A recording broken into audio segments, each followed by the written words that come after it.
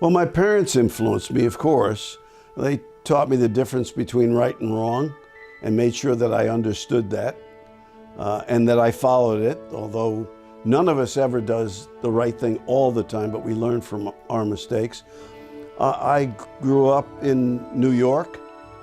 I went to a public school, and my teachers were very insistent that all of us learn what we had to learn so that we could be successful in the future, but also, most of all, that we learned the right thing to do and be able to distinguish it from the wrong thing to do and made sure that we did the right thing.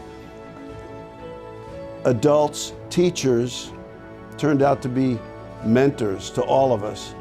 And as a result of that, I learned the difference between right and wrong and how we are all responsible for what we do and for how we take care of each other.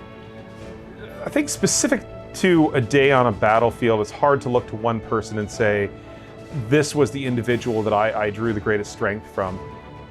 Again, back to my answer about having a composite as my ideal of what heroism was.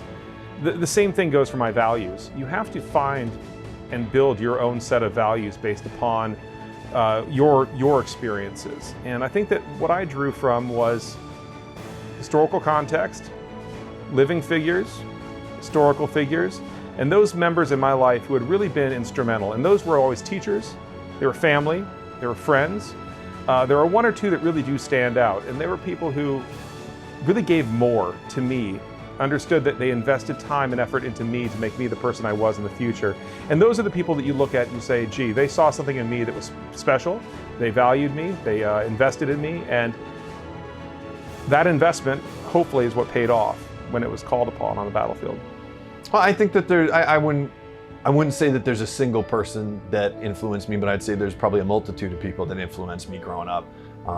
My grandfather, who I already mentioned, my grandmother, my stepdad. There are lots of people that had impacts on me, from teachers, and I think that that's a lesson that, anybody can have an impact on somebody, and we should always be trying to lift up those around us.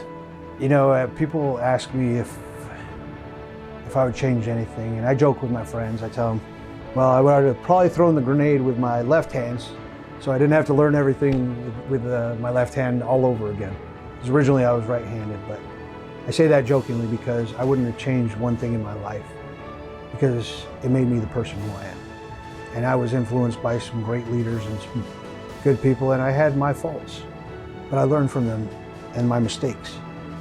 Because once you learn from them, hopefully you don't do them again, because that's when they become problems. And I learned from others.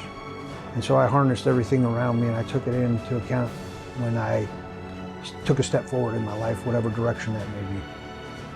And I knew that it was not only for me, but who I represented.